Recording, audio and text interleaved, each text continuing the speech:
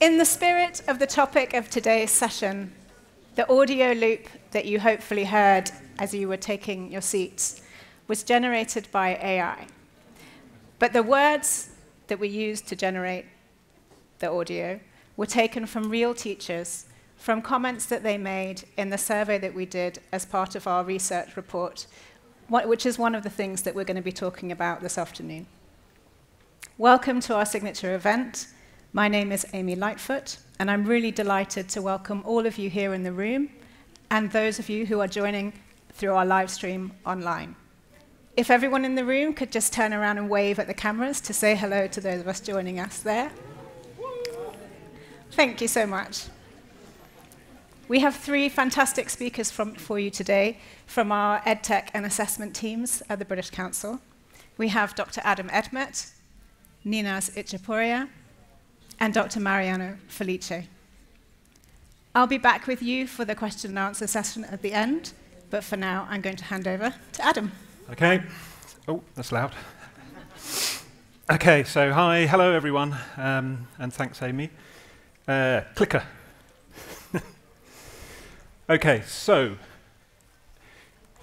in this event today, in this signature event today, we're going to look at the AI and ELT Preparing for the Future report. Just out of interest, this was published back in December, so has anyone read it yet? Show of hands. Ooh, okay, not bad, very good.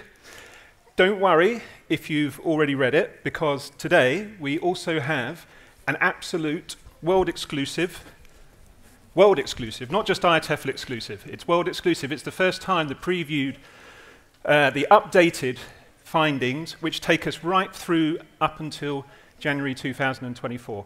So that's for those who've already read it as well. But anyway, we'll do the whole thing. Sneak peek, so there'll be a sneak peek of some upcoming outputs that were set in motion by the report. And then last, but by no means least, Mariana Felice, who is the British Council's AI and assessment expert, or one of them, is going to be giving a practical explainer on building language models, and also looking at the British Council's product development in AI as well. So the idea is that we're moving from theory and research through to more practical stuff as we move through the thing. And we're also going to involve you as well. So get your devices ready. Don't look at them yet, but get them ready, because we'll be asking you some questions as we go along. So, about the report. Ninas is going to give a brief overview in a moment, and that's going to be mainly in three areas. The first area is what research questions underpin the research, why were we doing it. She's also going to introduce you to our lead researcher, Helen Crompton. She'll show you about the structure of the report, and then she's going to talk about one key problematic thing with AI, and that's how we define AI, or rather, more often, how we don't define it. So, Ninas. Thanks very much, Adam, and hello to all of you today.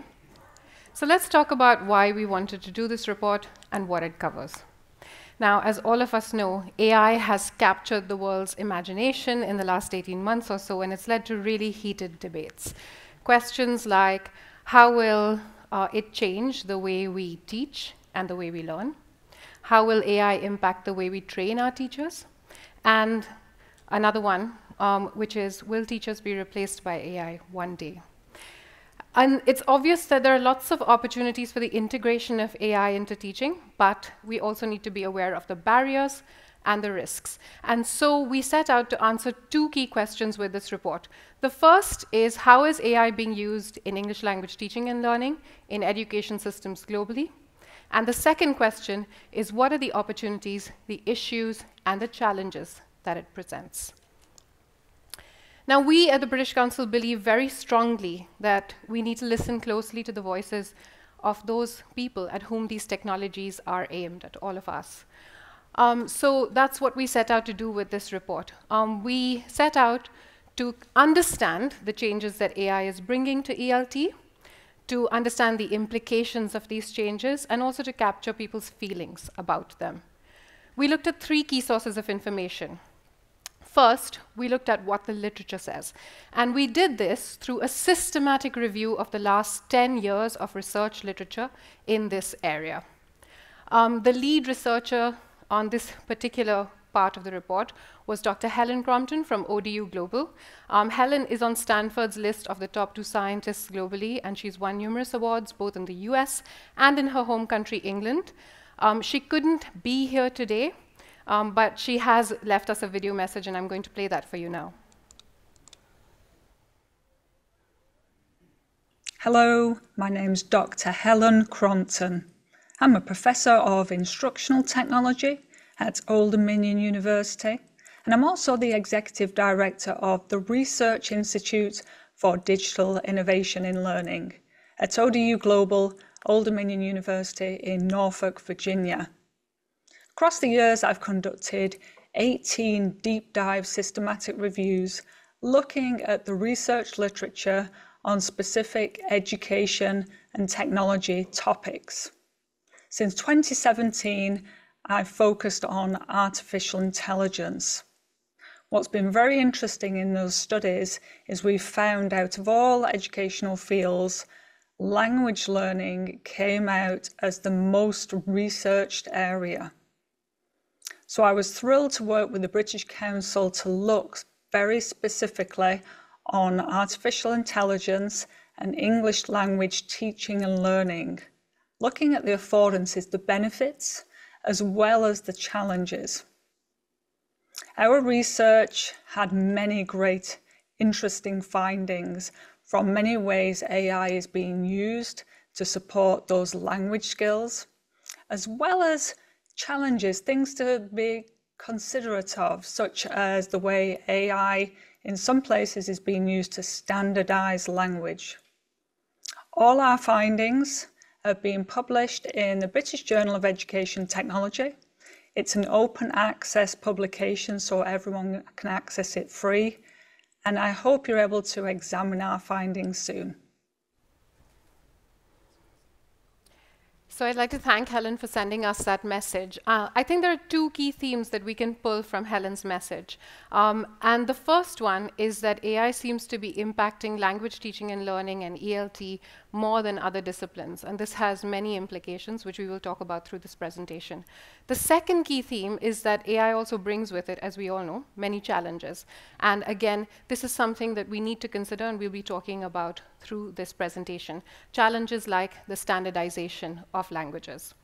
I wanted also to mention that this report and this particular systematic review that we conducted is a first of its kind in the world because it's the first systematic review to look at all levels of language learner, whether it's school level, whether it's higher education or adult education.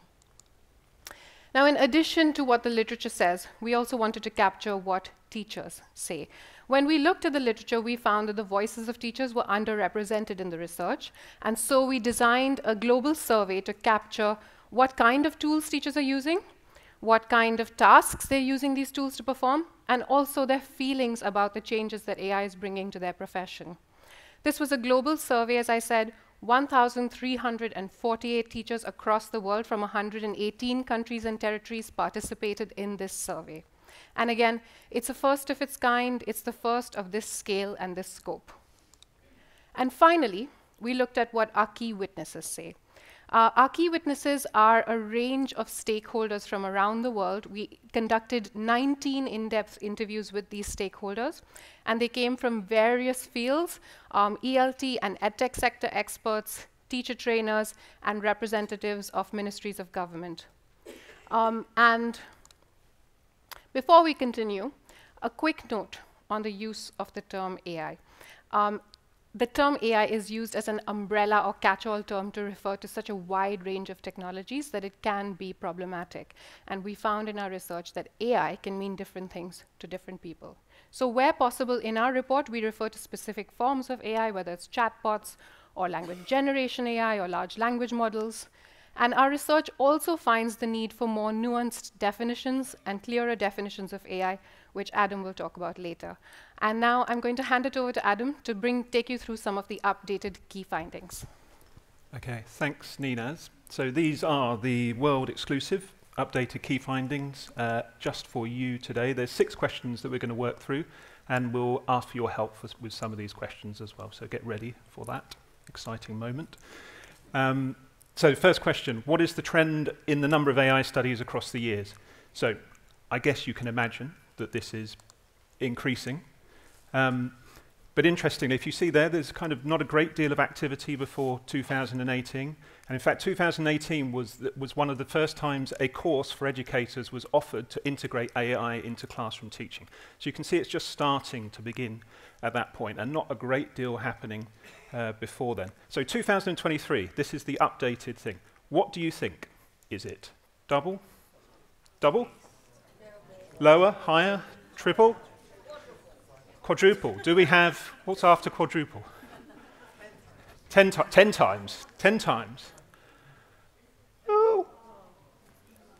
Okay, so not 10 times, not quite 10 times, but not far off. In fact, there is nearly as much research in 2023 as the whole 9 years combined. And it's looking like 2024 will be even more of this as well.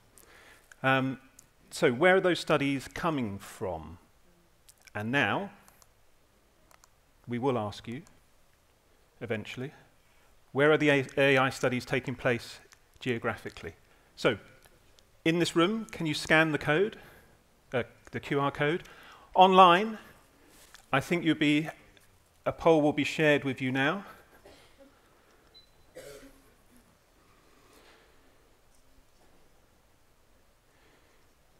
So North America in the lead at the moment.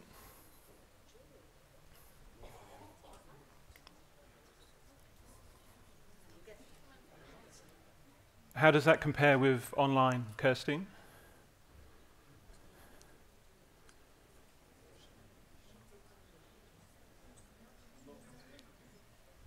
Oh, Asia's gaining. 20 seconds. 20 seconds? To what? To see the results. Oh, okay.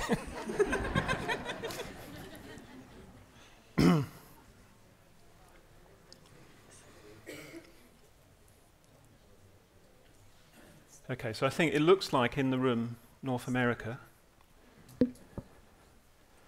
and online,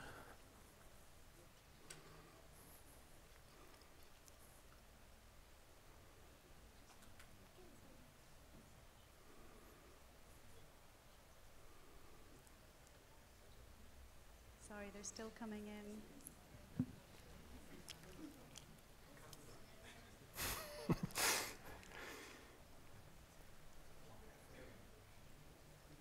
okay, so, one for Asia, but another one for North America. Okay, online. Asia's the top. Oh, okay, so, and online wins, because, well, if you said Asia, you win as well. Whoever said Asia wins. So Asia ahead in research, and that's by 68%. And these are, you shocked, perhaps? Yeah? I think, I mean, USA is known for research in AI, but this is specifically ELT, remember. So, and then, which country in Asia? Yes, okay. And this is quite striking. So, 14%, between 2014 and 2022, there was 14%. 2023, any guesses? High. Okay, high. Yes, high. 38% of all research now is coming out of China in ELT. This is in the systematic review, so it fits a certain criteria, but it's still a very striking amount. This may even be a conservative, underreported amount because we didn't include Mandarin-only journals in the systematic review. So, and just to compare it, the other global superpower is the other AI global superpower? US, yeah. So only 8.6% in 2023, more or less the same, really. So does this matter? I expect if you're in the UK or US ELT sector, it's certainly of interest. And it's also of interest in terms of research, because we want the research to be not context-specific. It needs to be spread across a whole range of geographies, but also kind of settings as well. So it's important from that perspective. And that leads to the next question, which is, what educational level are the learners in the studies? So where is the research focused at the moment? Can I just see who teaches higher education in this room? Wow, loads. Okay, I wasn't expecting that much. That doesn't work. Anyway, primary. Okay, secondary. I was expecting the opposite. Okay, primary, secondary, and what about adult? Just adult? Oh, okay, all right. So, you've probably guessed that, yeah, the main focus so far in AI and ELT research is in higher education, by some way. And why is this? Well, one reason may be because that's where academics are, and they're the people that do the research, and they have the student populations that they can experiment on, wrong word, but they can use. And also there may be an aspect of there has been a ban in K-12, in certain K-12, so there hasn't been able to be some research in element. Perhaps it's changing now, so you can see 2023 we have, yeah, we can see that it's starting to change slightly, maybe. Okay, I think I'm going to hand over to Ninaz now for the benefits. How is AI being used for educational affordances in ELT? Thanks again, Adam. So let's come back to one of our original questions. How is AI being used in English language teaching and learning in education systems globally? Now, before I tell you the results, we want to ask you your opinion. So for those of you in the room, please scan the QR code, or you can refresh your Mentimeter page. And those of you online, the poll will be shared online. And the question is, what are the main areas of AI use in ELT? Please answer in 1 or 2 words.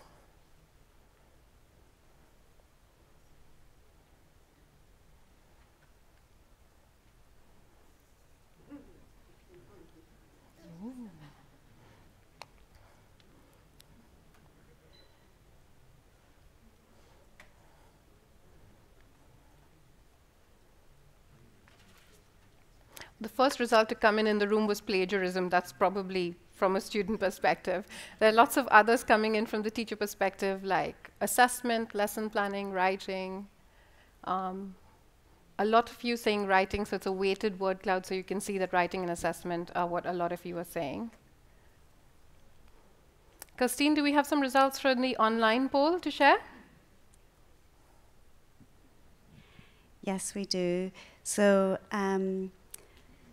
lots about student assignments, assessment, research. Those are key things, a lot of assessment. Okay, that's very interesting. Thank you for sharing your really interesting ideas. Let's look at what we found when we did the research. So in the report, we've identified 5 key areas of AI use in ELT. There are the 3 language skills of speaking, writing, and reading.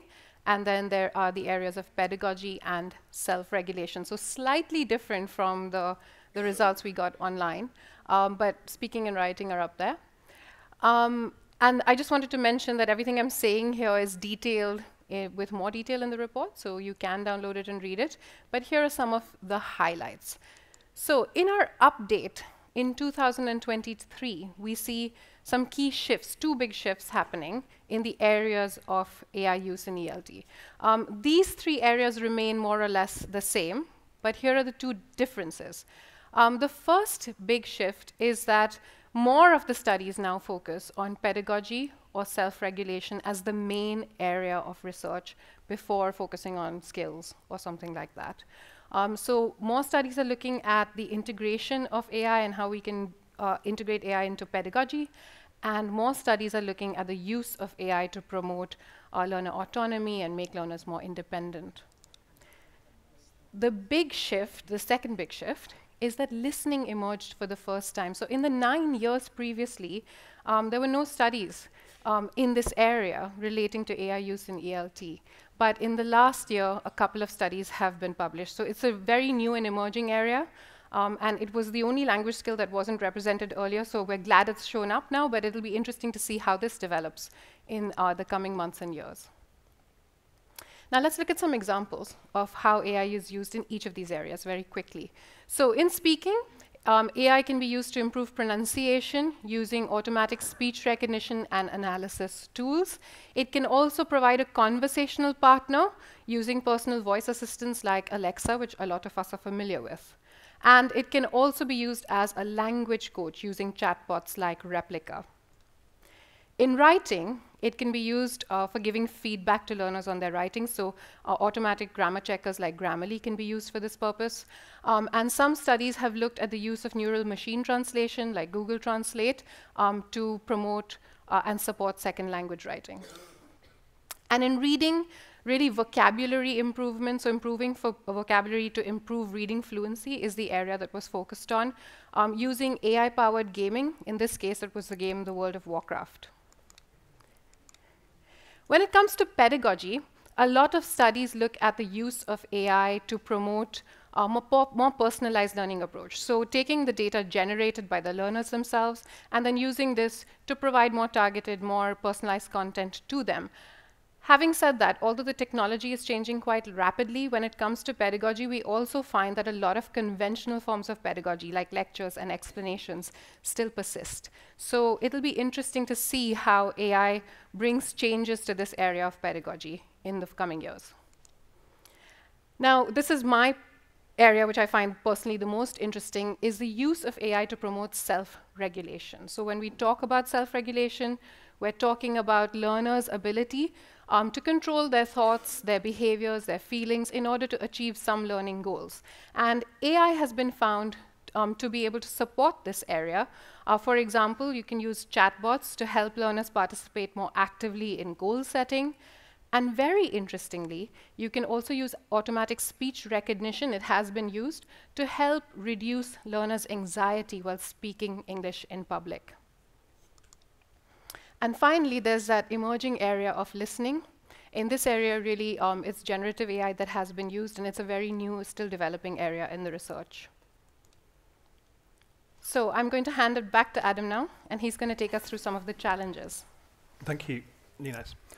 So challenges are very important, in fact, probably more important than the successes. And actually, in the research, challenges were underreported. So I think as many as 67% of the studies had no challenges whatsoever. And this might be an example of what's called positive publication bias, because researchers are more likely to talk about the successes rather than write a paper that is a long negative piece. So, yeah, it was underreported, so this is something that needs to be addressed in the future. There were, though, so the challenges that were reported in the literature. Technology breakdown. So obviously this isn't specific to AI. It can be just technology in particular. Specific to AI was things like, for example, wrong answers, which can be if you can imagine students, they don't have the mindset to critique the answers, so this is a big problem. Limited capabilities was interesting. This was when users found that chatbot functionality wasn't, for example, good enough or interesting enough. And then also, an interesting one was natural interactions. So taking people away from the kind of face-to-face natural learning. Sometimes this impacted motivation. So users were less interested in using the AI because of these. Fear. Fear was in 3 different ways. The first one I think you're probably all familiar with, which is the uncertainty about how your data is being used, and of course this is a real concern because data has been used and scraped and used in all manner of ways. So yeah, this is a definitely understandable fear. Then also how the AI actually operates, how it's making decisions, that black box that we don't know, that was another fear of users. And then again, loss of natural environment. So you can see with limited capabilities and fear, this is repeating this idea that this isn't a natural way to learn. So these were some things reported. Standardizing languages, Ninas has mentioned this. Obviously, with English, we cannot validate one English over another. We have a world of Englishes, and AI has the capability to do that, and there were some examples of that in the literature.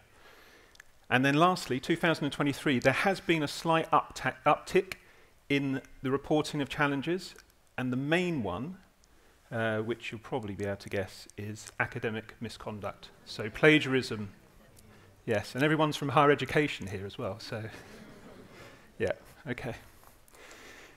So this brings us to all of this kind of, the systematic review. It brings you to implications for practice, and they all kind of follow through from what we've been discussing, so I won't dwell on this too long. There has to be a focus on AI literacy for teachers, and then in turn their students. And this is in particular for ELT, because it seems to be the case that language learning is being impacted more by AI than other disciplines. So it's crucial for our teachers. Carefully consider how models are chosen. Where is the training data coming from?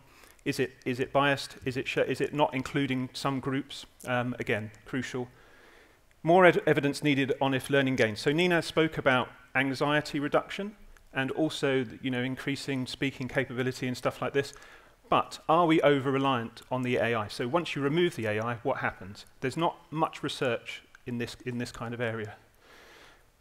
Accessible, unambiguous ethics statements. So the reason this is important goes back to the fear.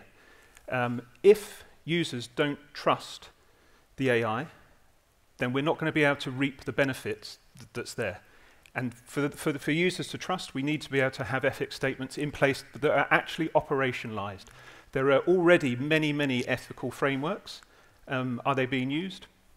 Well, maybe some will. But that's a key problem, I think, for us to address. But it's not too late yet. And then we need to be cautious about, don't believe the hype. So I think in terms of hype, there's hype in tech, but I think AI hype makes tech hype look quite conservative, really. It's off the scale. Then almost lastly, we need to find more of the challenges. So we as educators and teachers, we're in a good position to find out what's going wrong when we try and use them. And it's more important than the successes in a way. And then lastly, assessment. So assessment is going to be a huge area for the application of AI. Mariano might talk to this a little bit in a while. But yeah, there are gaps in the research there, and obviously it's going to be impacted massively. So I'm going to hand back to Ninaz for the all-important teachers. Thanks again, Adam. Right, so as I mentioned before, when we looked at the literature, we found that the voices of teachers were not represented to the extent that is possible. And so we designed a global teacher survey to really capture the kinds of tools that they're using, how they're using them, and also how they feel about all these changes. 118 countries and territories are represented, and 1,348 teachers responded to this survey. You can see the different places they came from on the map here. As I mentioned before, this is a first of its kind as far as we know in terms of its scale and scope.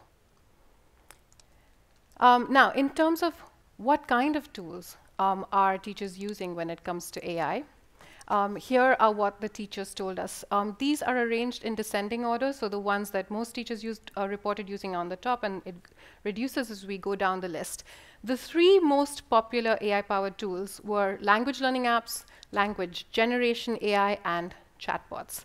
A significant percentage of teachers, about 24%, also said, I don't use any of these tools, perhaps indicating a skills gap.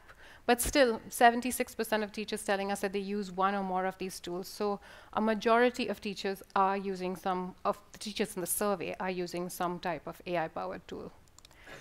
And here are the tasks that teachers are using these tools to perform. So the most popular tasks were to create materials, to help learners practice their English, and to create lesson plans. A lot of you said lesson planning in that poll earlier, so that reflects that it is actually one of the most popular uses. Now, we also asked teachers how they feel about the changes AI is bringing. And we presented them with a range of statements about AI and the future. And we asked them to tell us what they think. And before I show you what the teacher said, I'd like to ask you what you think.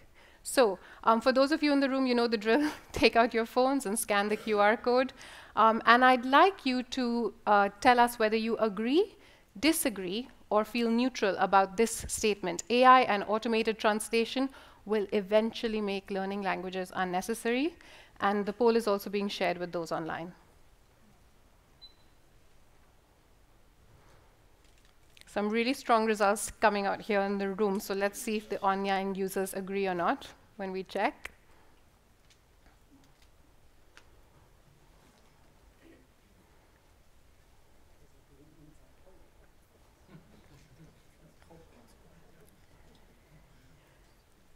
Kirstine, could you tell us what's happening online? We don't have the results yet, but we have had a few comments saying possibly more replacement in higher education than in like psychology and learning, how like knowledge is learnt, and which would still need a human interaction. That's very interesting. So looking at different types of areas. I've now got the results through. We've got 65% disagree. 55%. 65%. Okay. The room here feels much more strongly that they disagree with this statement. So 81% of the people that voted in the room disagree. One more statement for you to vote on. By 2035, AI will be able to teach English without a teacher. Ooh, agree came out strongly there. Right out the gate. Let's see what happens. I didn't expect this either, to be honest, so I'm in Adam's position now.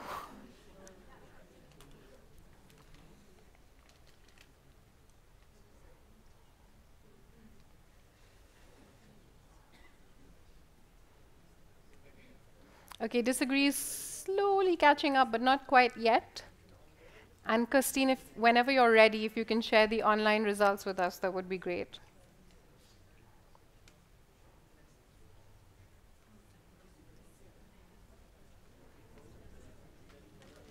Okay, so in the room, it seems that the majority of people who voted agree with this statement and do feel that AI might be able to teach English without the teacher by 2035. Kirstine? I've got mostly disagree online. Okay, well, let's see what the teachers said to both of these statements. So for the first one about whether language learning will become unnecessary, most of the teachers disagreed with this statement, or a majority, 60% disagreeing with this statement. About 19% said yes, language learning may become unnecessary. But a significant percentage, 21%, were neutral, perhaps indicating that they're uncertain about the impact that AI will have on the necessity for language learning. And on to the next one. Now, this is where the teachers differed with the audience in the room, because, again, a majority of teachers said they disagree and they feel that by 2035, AI won't be able to teach English without a teacher. But, again, a significant percentage, 26%, were neutral, indicating, again, maybe there is a level of uncertainty about the impact of AI on their roles. Now, in addition to asking the teachers to rate these statements, we also asked teachers to share their comments with us. We collected hundreds of comments from teachers explaining their ratings. You heard some of those comments at the start of the session in the audio. And what we've done is we wanted to bring you some of those comments today. So we've taken the words of the real human teachers from the teacher survey, and we've animated them using an AI video generation tool. So what you're about to watch is a video that's AI generated. The audio and video are AI generated, but the words are the words of actual human teachers.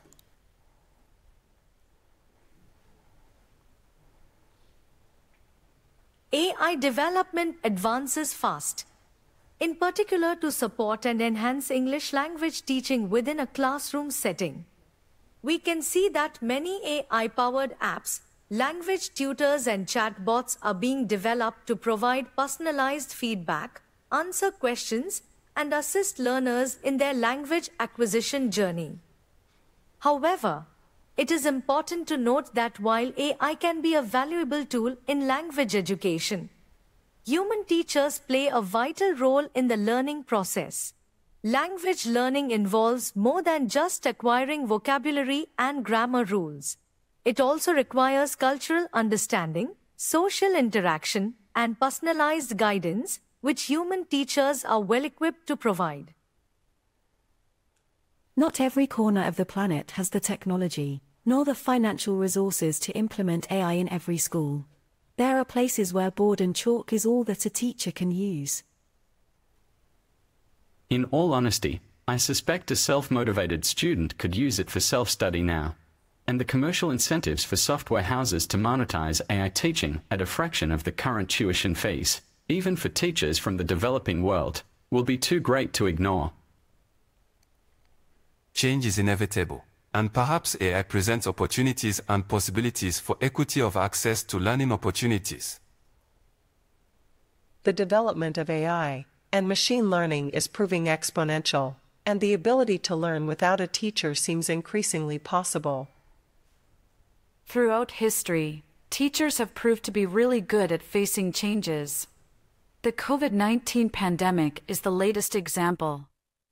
We're here now, discussing the impact of AI and its use in education. We'll keep learning. Okay, so those were the words of some of our teachers telling us what they think the future might look like. Now, before we continue, I have to acknowledge the uncanniness and the weirdness of these AI videos. And we did it deliberately, to be honest. It's a playful way of showing you and illustrating the point that Adam made earlier, that we need to be quite conscious of the current limited capabilities of AI and also conscious of the hype surrounding AI right now. Right, before we move on, one final, really key, and I think possibly the most important statement we ask the teachers. I have received enough training to incorporate AI into my teaching. Now, unsurprisingly, a majority of teachers said they disagreed with this statement. So 54% said, nope, I haven't received enough training. About 19 or 20% agreed with the statement. So some of them have had some training and some positive experiences. And then a significant percentage were also neutral, again indicating that perhaps there's uncertainty about their training needs here. And in the comments that they gave us in this part of the survey, there's an overwhelming sense of underpreparedness.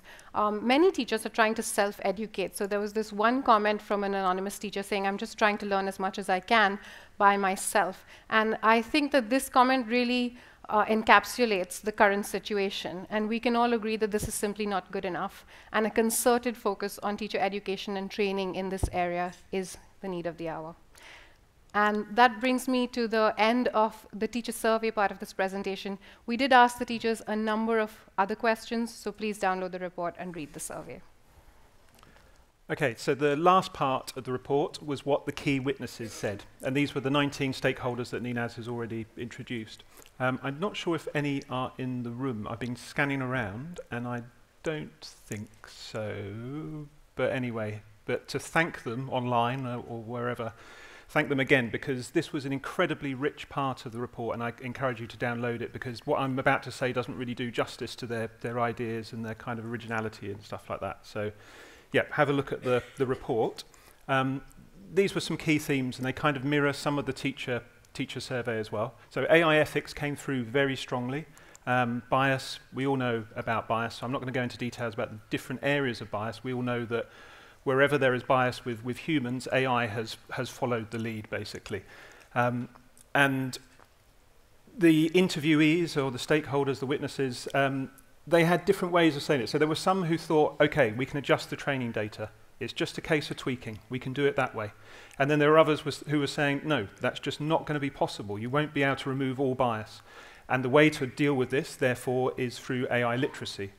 So there were two different ways of coming at it, one technical, one AI literacy, but both have problems. So for example, if we want to question the AI, you can see this, this is Professor Rodney Jones of Reading University, who I assume is not here.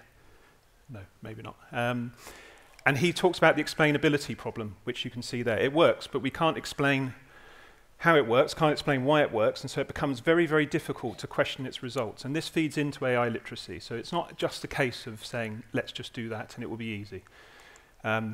Big tech came up. So this is predominantly US big tech, and the danger of US big tech getting into ELT classrooms and taking data and using it in an unethical way. I mean, we say that, we know that it's happened already in certain places. And then frameworks and regulation came up again. I think from the witnesses' perspective, there are so many of these frameworks and regulations now across private and public international, all of this. So what needs to be done is a review of all of them to see where we are and see if there are specific areas for ELT that need to be addressed through these frameworks, because ELT is different. The ones from UNESCO are kind of education and they're kind of higher level, so we need something that drills down a bit lower below that. Inclusion, one area of this is digital divide. So again, there are different ways of looking at this. So if AI means improved learning outcomes, but it's only found in high-resource schools, then digital divides increase. Or you have another potential problem, which is the teacher shortage crisis around the world. It's possible that big tech will go in and say, we have an answer. You don't need a teacher. Here you go. And again, that's another possible problem in increasing the digital divide if we have a teacherless AI-powered classroom. And it's not actually that unrealistic, because there are so few teachers in certain places. So, and again, Dr. Toshiyuki Kanemaru of Japan, he was looking at it from a digital literacies perspective. So concerns arise that a lack of proficiency in using AI-powered tools might widen the gap in learning opportunities. So that's from the digital literacy perspective. So we've spoken about language standardization and the dangers there. It's not all doom and gloom though. So potential to aid accessibility. So for example, the ability to communicate with a computer by the spoken word for people that can't use keyboards is a massive life changer, completely. The only thing to say about this is a lot of the improvements in accessibility are kind of incidental. They weren't sort of invested in. So what we need is actually more investment in the actual meaning of trying to do accessibility. Assessment, maybe Mariano will talk about this. I keep saying Mariano, he's probably thinking, stop saying that. But more research needed in assessment. There's a big gap, and it will be, AI will be used in assessment in all different types of ways. Tom Kiddle, who's not here, I don't think, he made an interesting point about how AI may lead to better assessment because we have to design tasks that only humans can do. And he said that that is already starting to happen with some high-stakes exams. So, that's a positive, possibly. And then datafication. So the increased amount of data that we're taking and different ways that we're taking it as well. So, for example, emotional AI, which is able to read, for example, your feelings, could be used in some form of assessment. Again, we need ethics in place to stop this. Professor Agnes Kukulska-Holm? No? Okay. no one's here. Even thoughts can now be turned into text and analysed since an AI-based decoder has been shown to translate brain activity into text. So, scary stuff.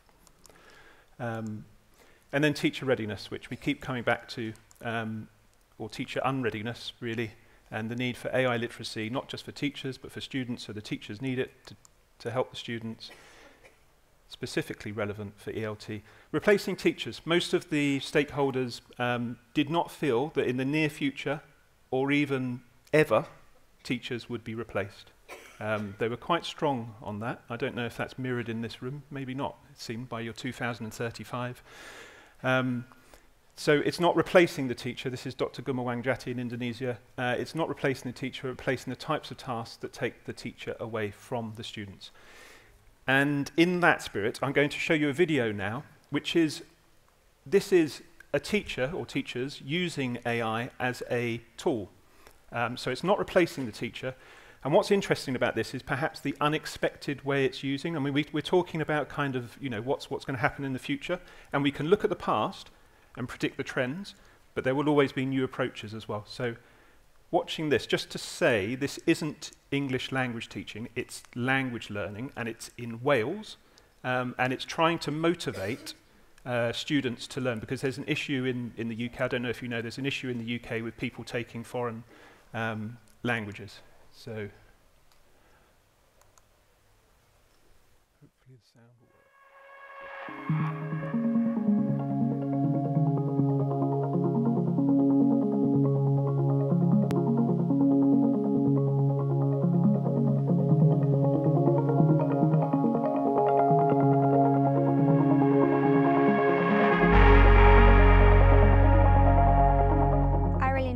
Languages. I feel like it connects you to the country more and you get to understand the people a bit better. If you could speak any other language, what might that be? I think Spanish would definitely be useful. I kind of want to learn Italian because I feel like that's kind of cool. I'd quite like to learn a bit of Portuguese. Mandarin Chinese because it's the most spoken language in the world. I'd love to speak more Spanish. I'd like to learn as many languages as possible, really.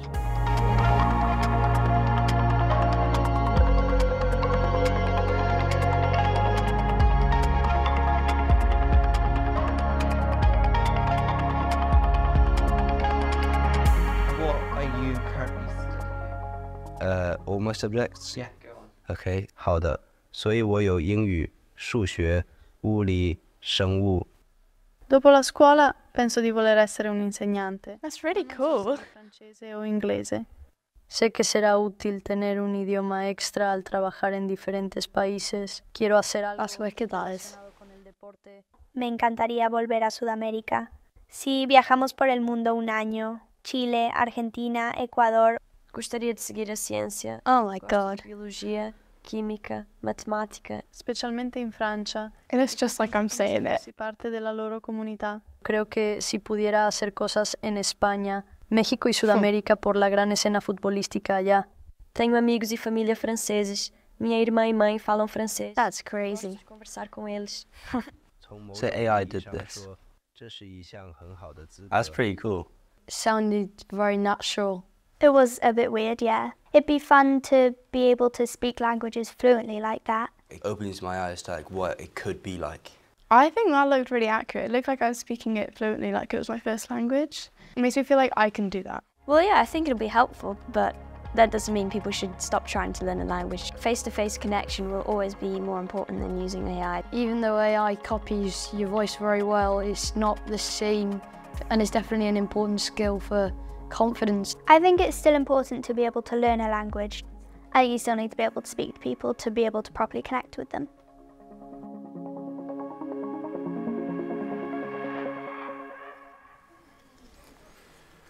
So, yes, for the Welsh students.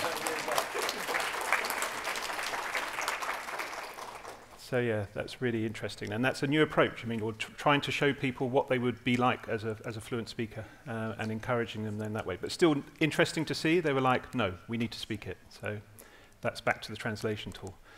So what next? So the report made some recommendations about what was needed, and these were the main ones.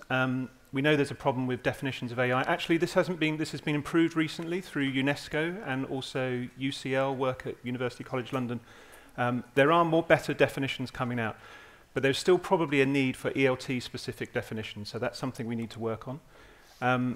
Sometimes when we talk about AI in the ELT classroom, there's a kind of vagueness about it. It's just like, oh, it's going to be good, it's going to be bad. We need to be able to be very specific about what we're doing, and why we should be doing it or why we shouldn't be doing it, and that's context-specific as well. So we have already started with Nick Peachy, who I don't think's here. Anyone I say is here is never here, so he's not here.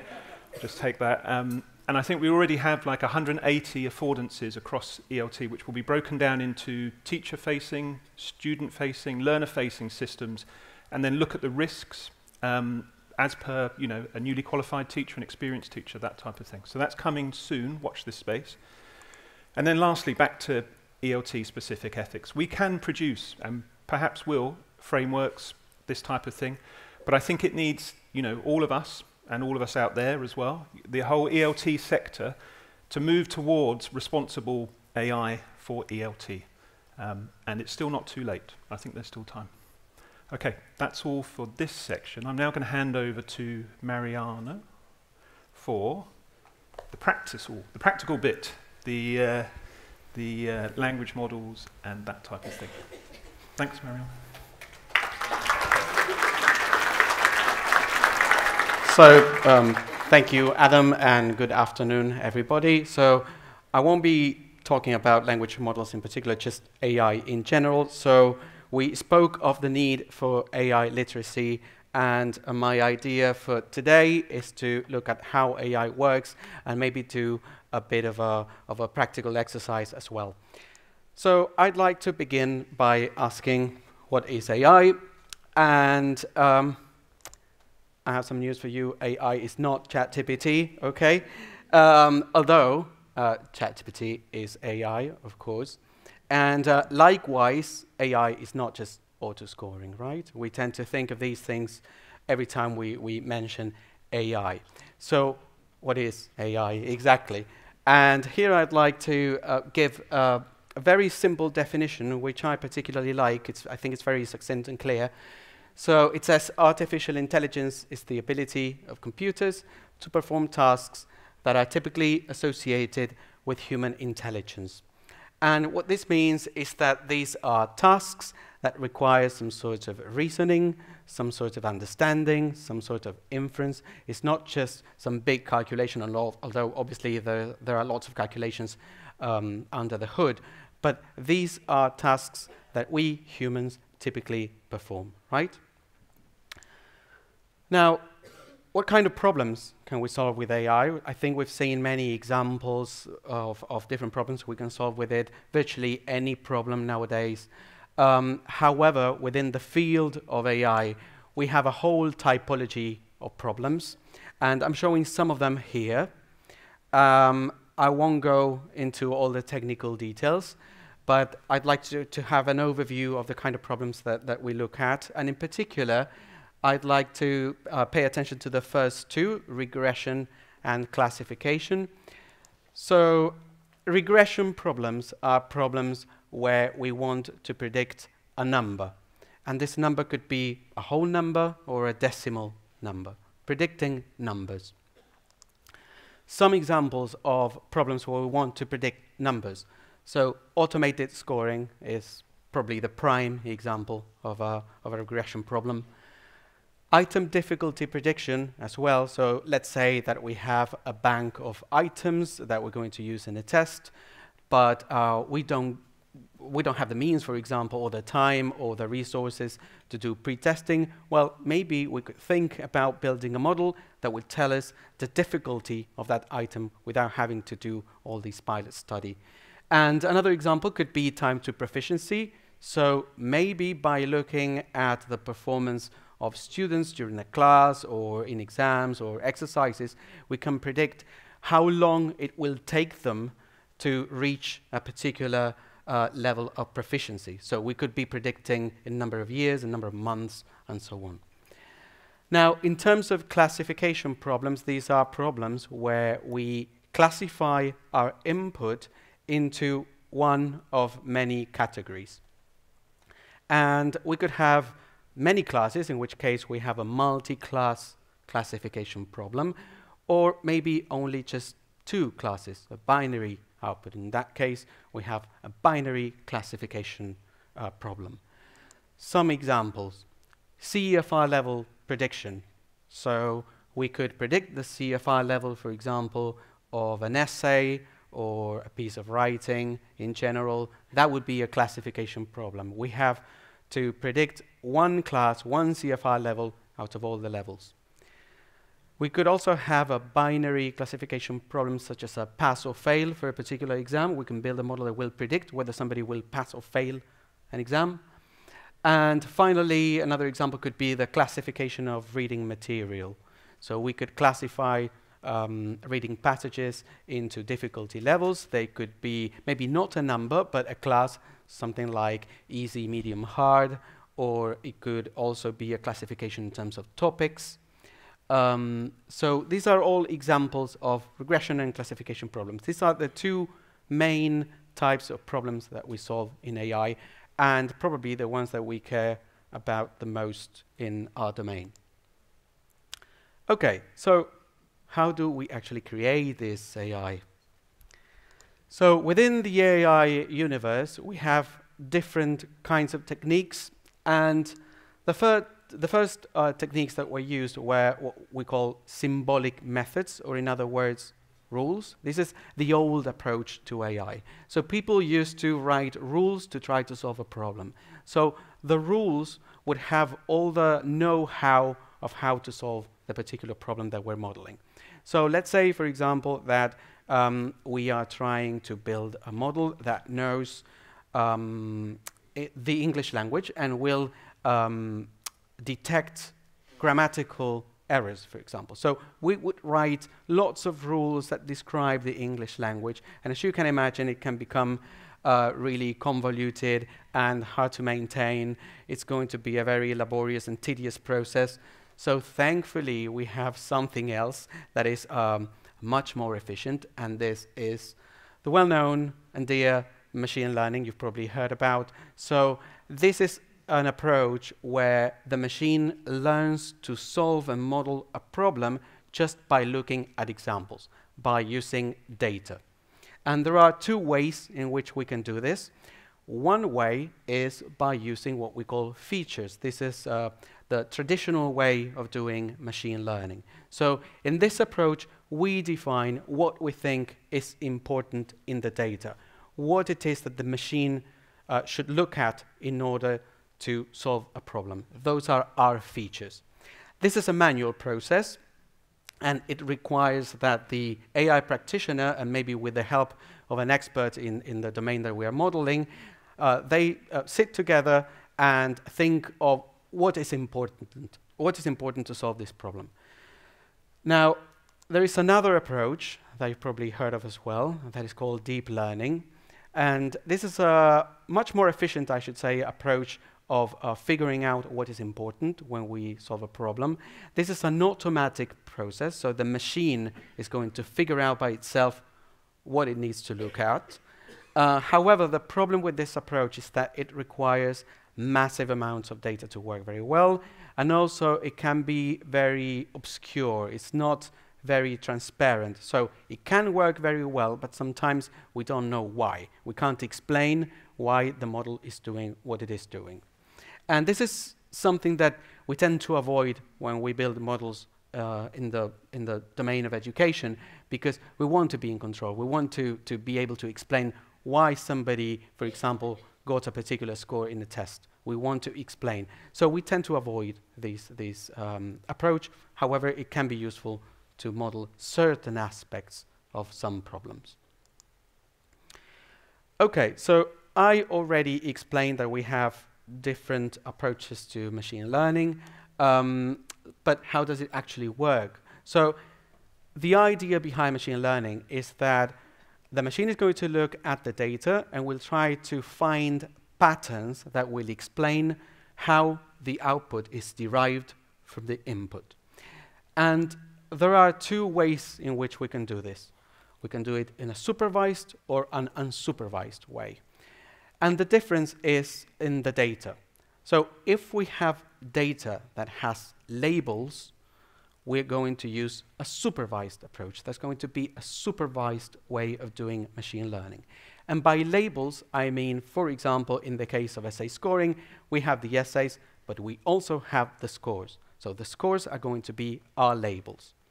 Now, in the case of unsupervised learning, we don't have labels. We don't have scores. So let's think of just a collection of essays where we don't know how they should be graded. However, even if we don't have labels, if we don't have scores, there are lots of things that we can learn from this collection of data. For example, we could cluster them according to some commonalities. We can see what they have in common and maybe come up with some groups. Or we can see the kind of grammatical constructions that they use. We can learn about vocabulary and so on. So it's not just about having labels the whole time. Even if we don't have labels, there are lots of things that we can learn. Now, the goal of machine learning, and especially of supervised machine learning, is to build a predictive model. We want to build something that will help us predict the output for unseen cases. So yes, you might be wondering, okay, what exactly is a model and how do I build one? And so a model is basically a representation of a problem and how it should be solved. And in general, you won't build one yourselves. You will ask somebody else to build it for you, but we can try today. So how about we build a machine learning model right now, all of us in this room and online, using one of the most powerful machines in the world. How does that sound? Yes? Okay. Well, that powerful machine is your brain. So let's get on to it. So this is how it's going to work. I'm going to show you some data. I'm going to show you some training examples. So I will show you some input and some output for those cases. And I'll give you a little time to think about the correspondence, the association between the input and the output, with the hope that you will figure out what's going on. So think about it. I'll give you a little time.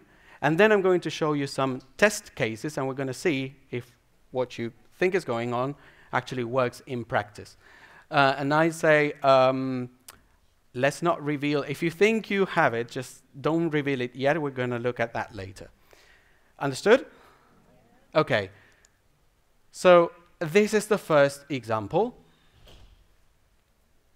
Now I'm going to show you the second example, the third, the fourth, and the fifth. And I'm going to stop here, and I'm going to give you a little time to think about how you produce that output from that input.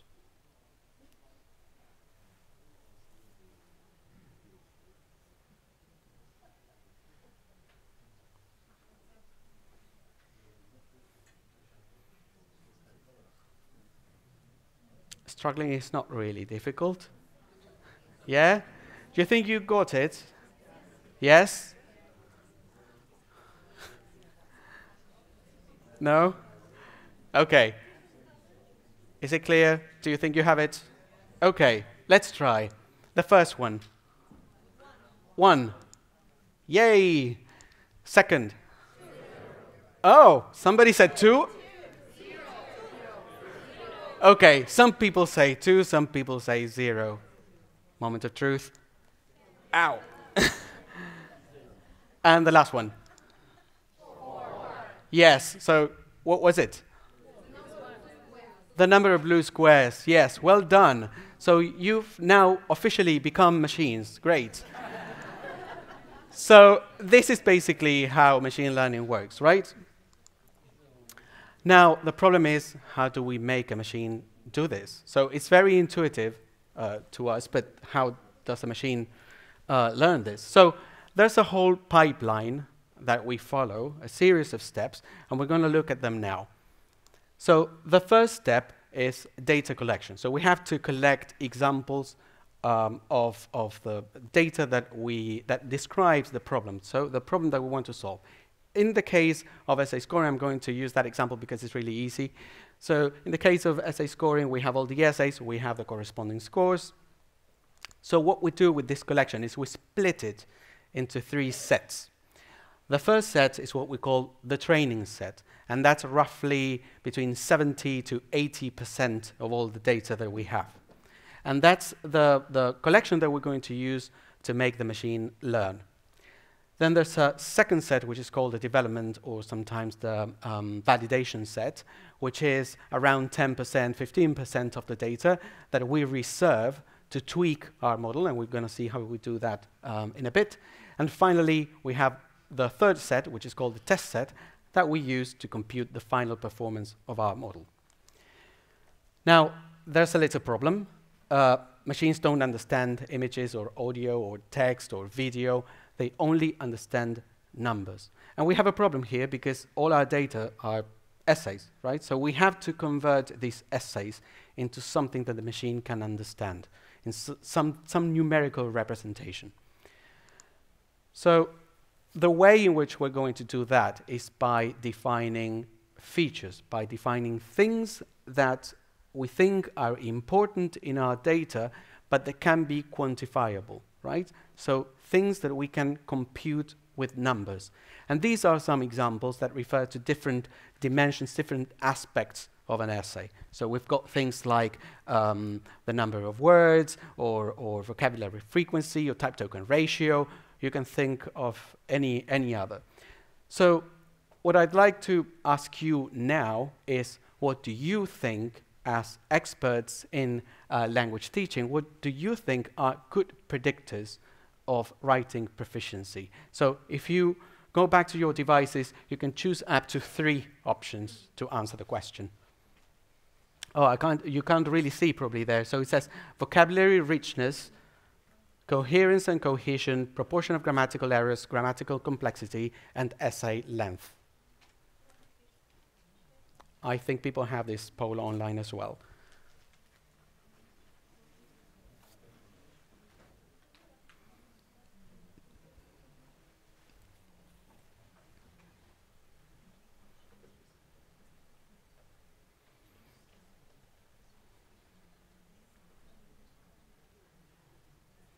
Okay. So it looks like coherence and cohesion is the best predictor according to people.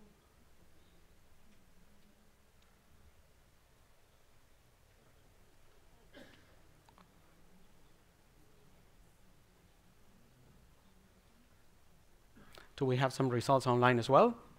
We do. It's coherence and cohesion is the most popular online. We also have some people saying all, though. Right. Okay, so maybe we should stop here. So people say coherence and cohesion, followed by vocabulary richness, and then grammatical complexity. Okay, so this is what you think. I will tell you now what the machine thinks.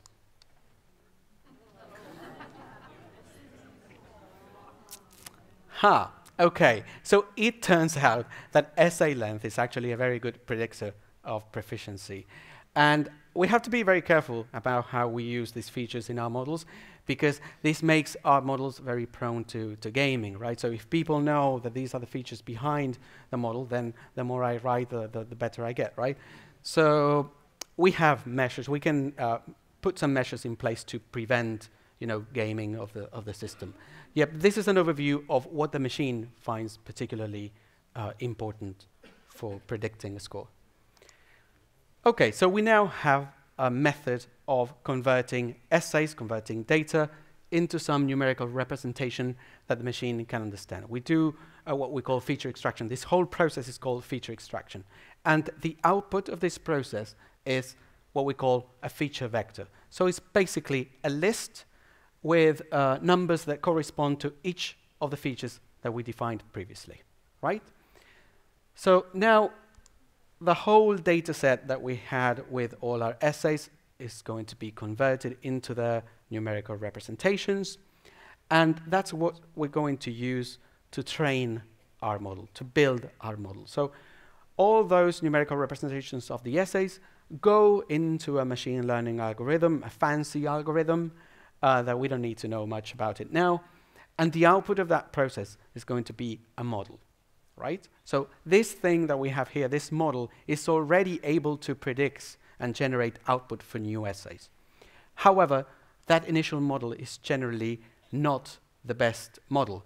So what we do another step, which is called fine-tuning or optimization, where we take the development set. Remember that we set aside some data. So we take that data, we take the essays from that collection, we feed them into our model, and we get the output. Then we compare whether that output is in any form similar to the output that we expect. And based on what we see there, we start tweaking things in the algorithm and retrain the model. So we train, we test, and we tweak. And we repeat that process many times until we see no further improvement. We can't do anything else. So we stop and we keep that model as the final model. So the next step is going to be testing. Now that we have our best model possible, we test it again using the test data that we also set aside, and we compute a final measure of performance. And this is the step that will allow us to say things like, our model is 90% accurate or 80% accurate. Where does that number come from? It comes from this step, right? So we test our model using some held out data. So now that we have that model, we're ready to use it in the real world to generate output for new essays. Now, how can we use AI models for language teaching and assessment? Well, There are lots of models, there are lots of things that we can do with AI. You probably know about them already. We can do linguistic analysis, we can use parsers, dependency parsers, part of speech tagging, lots of things related to syntactic analysis. We can use generative AI for feedback generation, also to create items for tests.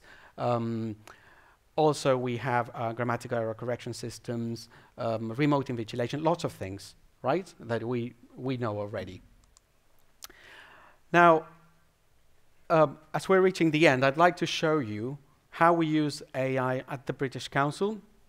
There are basically two ways in which we use AI. So we do research, obviously, and we also have some products. So in terms of research, we do many of the things that I showed in the previous slide. We try things like generating content for tests automatically, or predicting item difficulty, all these kinds of things. And in terms of products, we have two, I would say, flagship products that use AI. And one of them is the primary English test that you might have heard of already. So this is a gamified AI-powered English test for young learners. So it uses a specialized automated speech recognition model for children. And it's also adaptive and does automated scoring for speaking and writing. So if you'd like to know more, please go to our stand, and our lovely colleagues will tell you more about it. And then something else, which is a bit secretive at the moment, but I'd like to tell you a bit about it, is something that I call Project X. And this is a new way of practicing and assessing speaking using AI.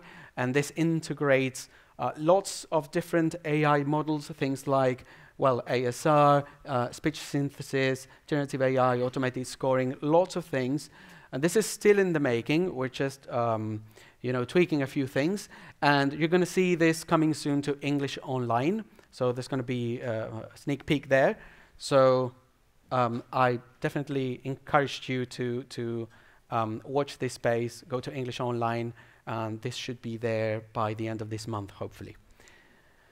Now, in everything we do at the British Council using AI, we're really committed to the ethical use of AI, to using it ethically. And that means that, in particular, we use one particular approach, which is ethics by design. So whenever we build a new system, we try and think of potential ethical problems during the development phase, during the time that we're developing the systems. We don't wait until the end and see what happens. And that means that we look at different aspects, and thankfully within the British Council we have teams, amazing teams, that work on different dimensions. So we have people working specifically on EDI aspects of AI. We also have teams looking at legislation, and the rest of us look at the rest of the aspects, technical aspects, and so on. And something else I'd like to mention before I finish is, in particular in terms of ethics of AI, we started a collaboration with UCL, University College London, and we did some amazing work in terms of auditing of AI systems. So so I encourage you to look at our papers and the output, the amazing output that I think we're doing at the British Council. So that's all from me. Thank you very much, and probably back to Adam. Back to you.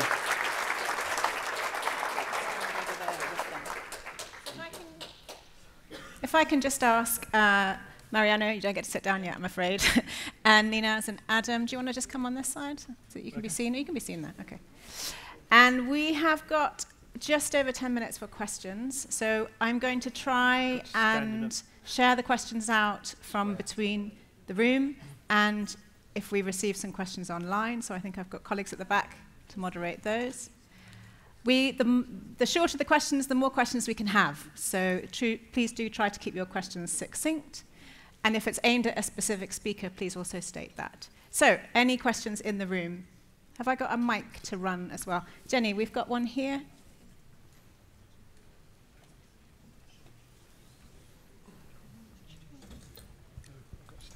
Thank you. So one of the questions that teachers were asked is, do they think that eventually AI will make learning languages redundant? And the majority said that no, they didn't, but eventually is a long time. And I was just wondering whether the guests up here think that eventually it inevitably will, because in 1,000 years' time or 2,000 years' time, presumably some form of artificial intelligence will allow us to speak other languages without having to learn them. Do you want to go? Okay, I'll start and then maybe Adam can add something. That's a great question. I don't know if I can see as far into the future as 1,000 years. I don't know if I can even see as far into the future as tomorrow, to be honest. But actually, you touched upon a really interesting point there. We did talk to this about this with our key witnesses as well. And they had some interesting things to say about this. So I'm going to go out on a limb here and say I think it was Al Kingsley who mentioned the thing I'm about to say about how it may reduce the need for learning languages perhaps, but on the other hand, the people who will have the edge, for example, in the professional world might be people who speak particular languages very fluently. So yeah, there may be a case where perhaps in some cases it becomes less relevant, but in other cases it might become even more relevant. That's at least what some of our stakeholders thought. Adam? Yeah, I think there were a whole range of reasons that were given that why we still learn language, even kind of sort of like in terms of health, because apparently it's good for your brain. So yeah, I mean it was quite strong from the stakeholders that you'd still need to learn a language. I think they gave examples like maybe it will become more of a selling point in the work marketplace. If you're able to communicate directly with someone, instead of via a machine. So, yeah, but we don't know, obviously. Mariano, anything to add? Yeah, I was just going to say that depends on the context, I think. I don't know, I can't imagine like a relationship that's AI mediated. But I don't know, you never know. Thank you. Kirstine, have we got any questions online? Yes, we do. So we have a question from Elizabeth asking, what would you say is the most important thing for an English language teacher to know if they're going to start using AI if they're a novice? That's a great one. I think we should all take turns answering this one. Do you want to go first? Where to start? Okay, I'll start. Go on then. All right. I would say the most important thing to know personally for me is that it's not perfect, and don't believe everything you see or read. That's the most important thing to know when you start using it. And there are a ton of tools out there, and they change very, very quickly. As of now, everything's changing. So the key thing is to have a critical outlook and to think really carefully about the reliability of what you're generating. Yeah, okay. And if you're using, for example, an AI product, has it been assured in some way? I mean, I know that you worked with UCL on the... You're allowed to talk about that? Is that secret or not? No, it's not a secret. No, okay, I just had to check. So yeah, so that was a product development framework that make sure that all of the ethical considerations of the product are in place. So if you know the product has been through that, then it's okay to use. Yes, and I think on that I will add, read the privacy notice, what they do with your data, because you might not want to submit your data to some company when you don't know exactly what they're doing with it. So just check that and be careful. Thank you. Do we have another question in the room? There's one at the back there. Well, oh, sorry. Will there ever come a point where AI can, or maybe it is already, be able to think and reason instead of just spewing out data, that to think for itself? So this is more of a philosophical debate, but Sorry. yes, I think there's still nowadays a question of whether what we see as the output of ChatGPT, for example, is really the product of some reasoning, or is just spitting out words that is already seen. I mean, because I know how it works, I would say it's not really doing any reasoning, but it's doing something very clever that at least gives us the illusion, and why not some useful output that will could make us think that it's reasoning. I mean, at the same time, for something to be useful, it doesn't have to be necessarily super clever. So even if it's not doing reasoning as we know it, we might still benefit from it. Elon Musk thinks so, though, doesn't he? Yeah, I was just thinking that. He's predicted. But he has his own motives for saying that, probably. Yes, as well. we know that he is very peculiar, to say the least. Should we go to online? Is there another question, Kirstine? Helen? Yeah. Yeah, we have a question from Salma on LinkedIn. So she's asking about, do you think introducing AI to young learners will take away their confidence when speaking in public? Oh, good question. Who'd like to tackle that one? If I could. Mm-hmm. I think I need to remind myself, because there were like over 60 studies with the update that we looked at. But there was one particular finding which is about self-regulation. We all feel really nervous when we're asked to speak in a language we're learning in public, and we feel nervous about making mistakes or messing up. And that finding actually showed, I think it was with young learners, but I may not be completely accurate. I can go back and check quickly and tell you. But it was with young learners, if I remember correctly. And it actually showed that it can reduce anxiety, can make them more confident when they're speaking. So I think it comes down to, it depends on how it's used. I'm sure it could have the effect that the person on LinkedIn is talking about, but if it's used in a particular way, it can also reduce anxiety. It can make people more confident about speaking in another different language. I think this was one of the areas where more research is needed. What happens when you take the AI tool away? So that's not there at the moment. Any other questions in the room? At the back?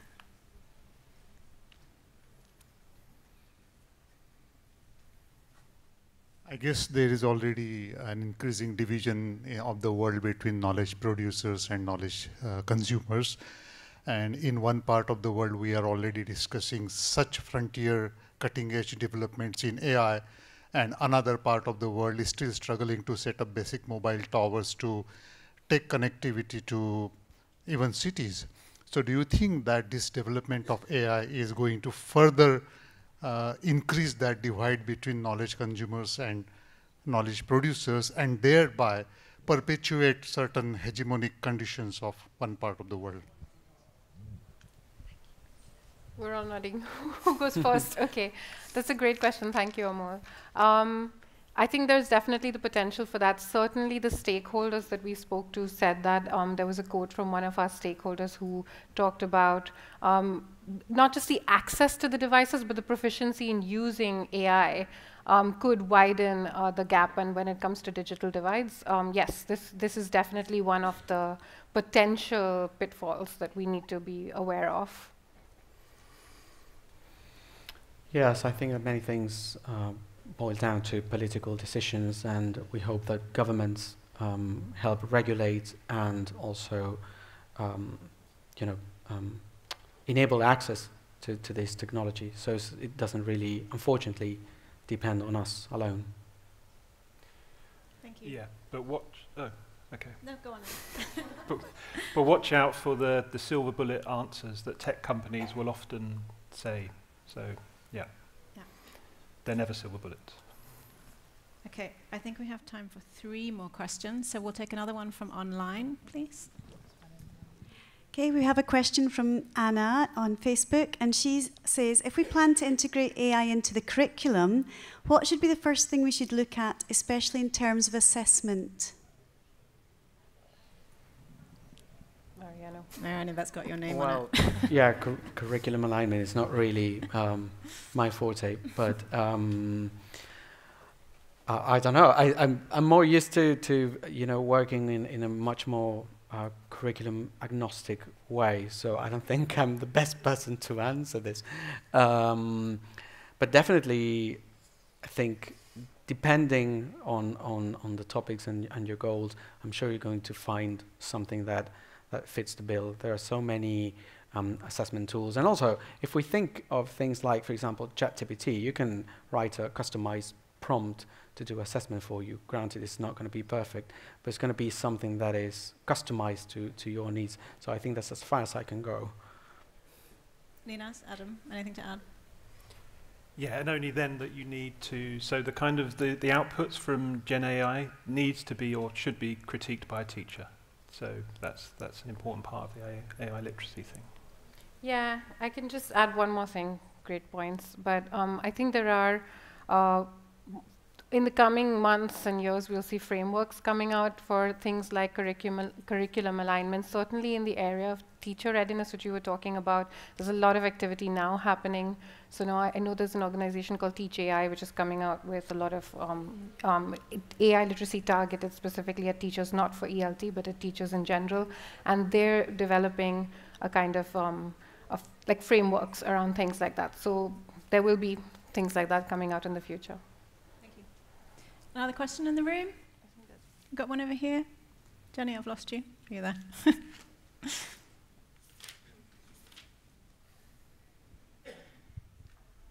Hi. I just wanted to know what your thoughts are on the environmental impact of AI and whether you think as it kind of ramps up, that will be like significantly more than, you know, the current impact of our general use of the internet, or like exponentially more or a bit more, or what do you think about that? Yeah, that's really an issue because the latest models, things that use deep learning, things like ChatGPT and so on, they require lots of resources, electricity, and that definitely has an impact. But at the same time, companies are working on reducing the models without sacrificing performance too much, so that they can run with fewer resources, hopefully, and be kinder to the environment. So there's work happening on that front.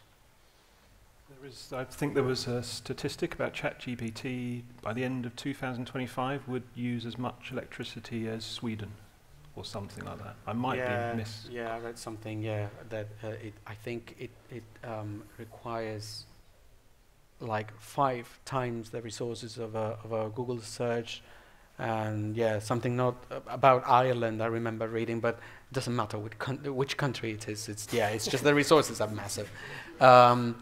But I would say also that will be the case if things stay like this. But if things change and we see rapid change every day, it might well be the case that things are going to become much more efficient. And at least that's my hope. It's in the report. There is a bit in the report about the environmental aspect. And actually, there is some research that we are conducting at the moment, which is designed to look at teacher development projects and whether face-to-face, comparing face-to-face versus online, to see what the environmental impact of things like that is. And that's coming out later this year. Yeah, it's a really important question, one that's under-researched. Okay, we will take one final question from online. Oh.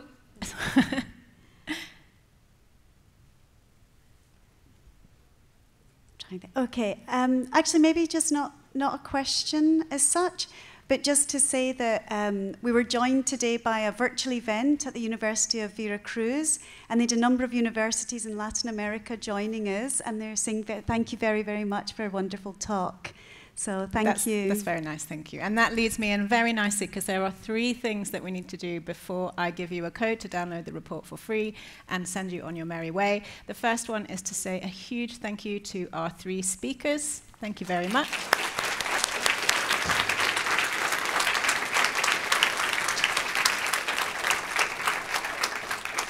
I'd also like to say a big thank you to our live stream team, Ed, Guy, Andy, Mike, Kirsty, Helen and Karen, who are all in the room, and online we had Wham, Marcus, Karen and Lou.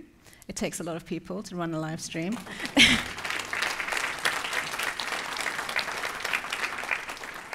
There are many others who've been involved in this event as well, Rebecca and Jenny in particular. Thank you to you.